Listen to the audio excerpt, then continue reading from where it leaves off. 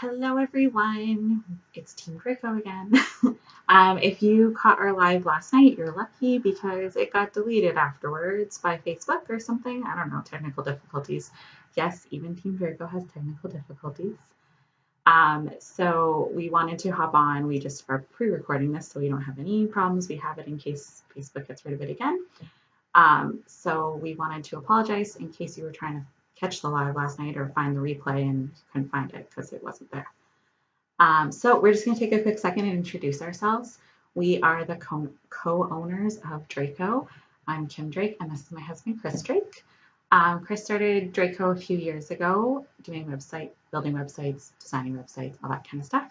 And I came on in the past year kind of as a virtual assistant slash OBM, online business manager, and we are an online business solutions company. So we basically help build your business's online presence.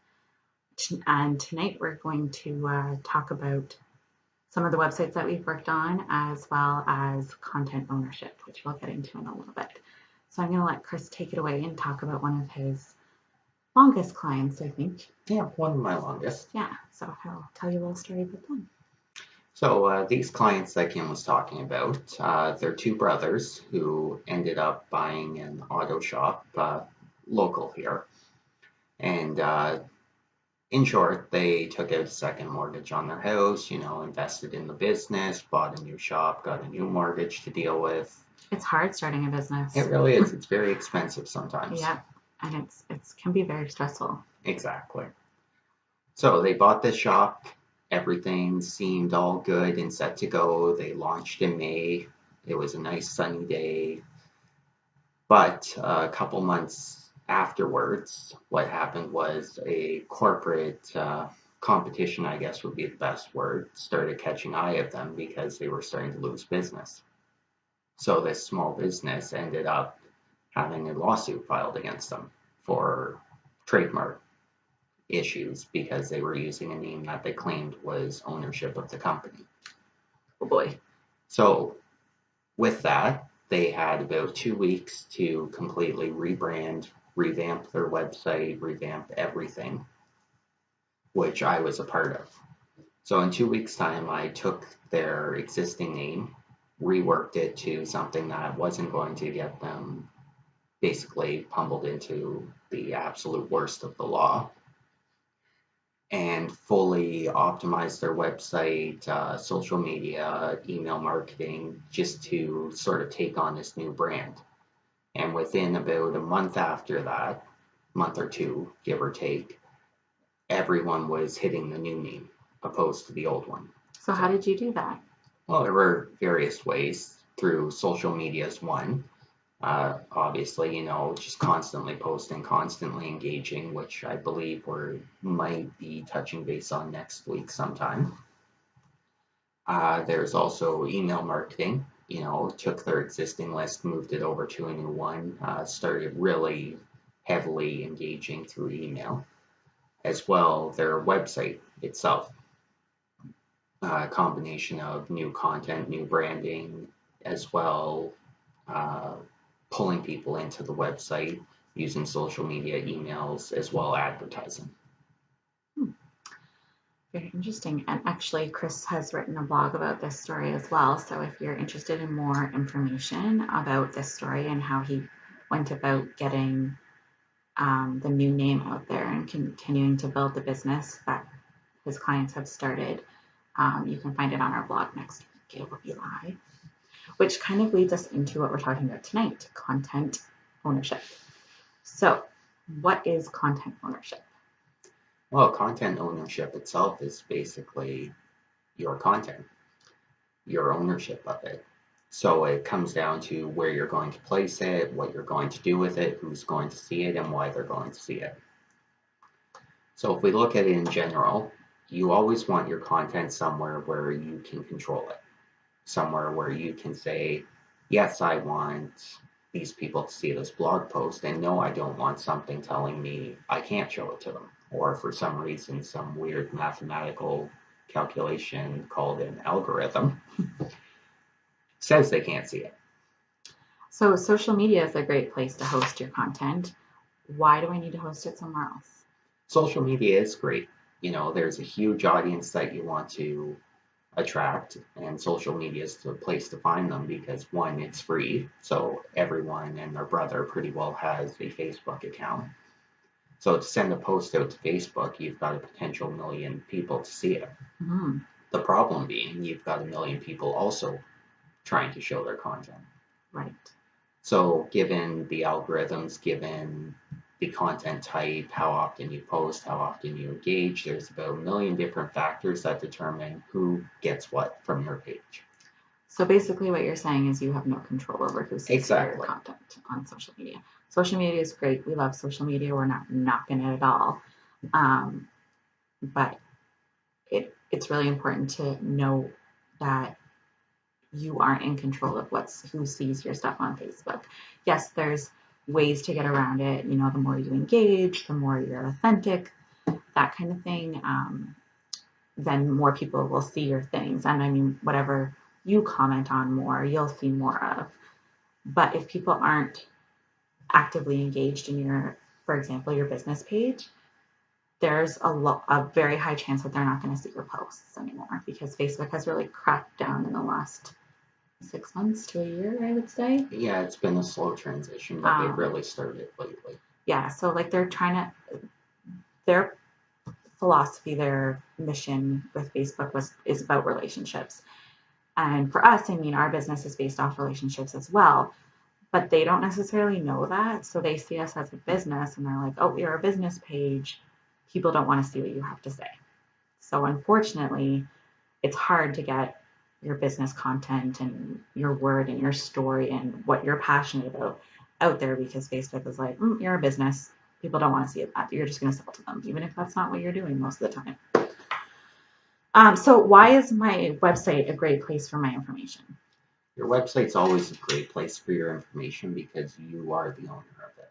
You control what goes on it, what doesn't go on it, or at least we hope you're the one who controls it. If you're not, at least you know the person who probably is. Hope. Whereas something like social media, it's a third-party service, so you're bound to their policies, whatever they set out, basically. So Facebook turns around tomorrow and says, I'm going to charge every business $59 a month to host their information here, or if you post something on your business page, you have to do it through an ad to ever get to someone, unless they physically come to your page. It could happen. Facebook makes the rules. There are social media networks in the past that have disappeared because they've gone bankrupt. Something has happened that's horrible and has taken out all of their infrastructure. So if you rely 100% on Facebook, Twitter, Pinterest, any of them, Instagram, you are essentially leaving your business's ability to communicate with your clients or your potential clients in their hands. So when it comes down to marketing, do you really want someone else in complete control of your business and your communication paths? So basically what we're kind of trying to get across here is social media is great. I said that before, I'll say it again, but you need another layer. You need to add that website layer so that no matter what happens to social media, your audience knows where to find you. Your audience is like, okay, yeah, you're on social media, I see you there. But for some reason, if I can't find your information on your social media, or for some reason, I don't know if you guys have heard of Facebook jail. I don't think it's actually called Facebook jail, but sometimes you get blocked because Facebook doesn't like what you're doing, and they'll say, you know what? I've had clients who have been put in Facebook jail because Facebook didn't like what they were posting, and then they couldn't post, so their audience couldn't find them. But if you have a website, your audience knows that you have a website. It doesn't matter if they can't find you on your social media. It doesn't matter if tomorrow Instagram and Facebook and Twitter and Pinterest and whatever shut down. Your audience can still find all the information they need about your company and about what you do and the passion you have on your website. Well said. Thank you. I'll be here all week. I'm just kidding. What are some other ways to really get my message and what I do, my business, my passion, or we hope that what you do is your passion? How do we get that out there? Well, we've already discussed social media. We've discussed websites, which are great. There are platforms that host email marketing services. Sorry, I'm just cutting in for a second. Email marketing is a great place to connect with your audience. I know everyone gets tons and tons of emails, or if you're anything like me, you get tons and tons of emails. But I know that there are people who email me that I'm like, ooh, they emailed me. And I know that they still run a business. And I know that there might be some of those emails might be them trying to, get me to sign up for something or whatever. But if you can really tell a story in your emails and make your emails valuable to your audience, make that content, share your passion, why you do it. There's a reason why you sell what you sell, whether it's a product or a service. There's a reason why you're selling it. Tell that story to your audience. Email is a great way to get people involved. It's a great way to also, you can include links to your website on your email so that they can find your website easy. It's a great way to share your content. It really is. And really with email marketing, it's sort of seen as the hidden gold mine for online marketing. Although every single company, every single corporation will email you once a week, twice a week, 5 times a week if they really are aggressive, there's still that personal connection because they are coming right to you. And you have to think about it this way too. So we have 2 young daughters. I get emails from Old Navy all the time. All the time. Most of the time, I don't read them. But when I go to buy my kids clothes, where do I go? Old Navy, because in the back of my head, I'm like, oh, I know they have good deals on kids' clothes. So, I mean, even if people don't always read your emails, they're going to see your name in their inbox and they're going to remember you. And when they're ready, they're going to come find you. Exactly. It's all about persistence. Without being icky. Well, there's icky marketing. We don't do that, but no, we don't talk about icky marketing. But make it feel good, write your content. Think about what you would want to read, because people often like what you like, right? So if you're happy with what you're writing, if you find value in what you're telling people, other people are going to find value in it too. And there's going to be some people who don't, and that's totally fine. They're going to come, they're going to go. Yes, it's hard sometimes when you're like, oh, no one's taking what I'm throwing down. It's hard, I get it. But there are people out there who really value what you do. And those are the people that you want to keep in your circle and, share your story, share your content, share your product, share your service with them. And I guess the final place to post your content, although it's sort of the same as a website, is your blog. So blogs can do a lot of things. Blogs can teach, blogs can inform, blogs can tell stories. Basically, you can put anything on a blog and you can tie it all together to almost make a funnel. So you get your readers engaging in your stories. You open up comments on your blog, even have them engage right on your website opposed to going to Facebook and engaging. And then you can target ads towards them. You can read different information on the analytical side for your website.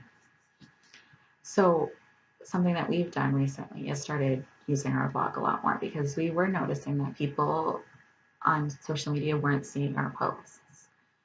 So we've really started using our blog. I mentioned earlier that you can read the blog about the auto shop coming this week. Coming this week. And last week we talked about the flow of the website on our blog. So we've really started to try to bring our audience to our website because we see the value in that. And for me, I mean, he wrote the one coming up, but I really enjoy writing my story. I really enjoy telling people why we do what we do. It's a passion of both of ours. And as much as people are always like, oh, don't work with your husband, I absolutely love working with my husband. It's really great. We recently just shared a lot about us. We did a team intro blog series, which is also on our blog. So we're practicing what we preach. We're not just telling you like, hey, you need a website to host a blog, or you need a website to get your audience. We are doing what we're telling you. We're really trying to get people, we love our social media, we love our followers on social media, but we're really trying to get them onto The blog and the website and right. Yeah.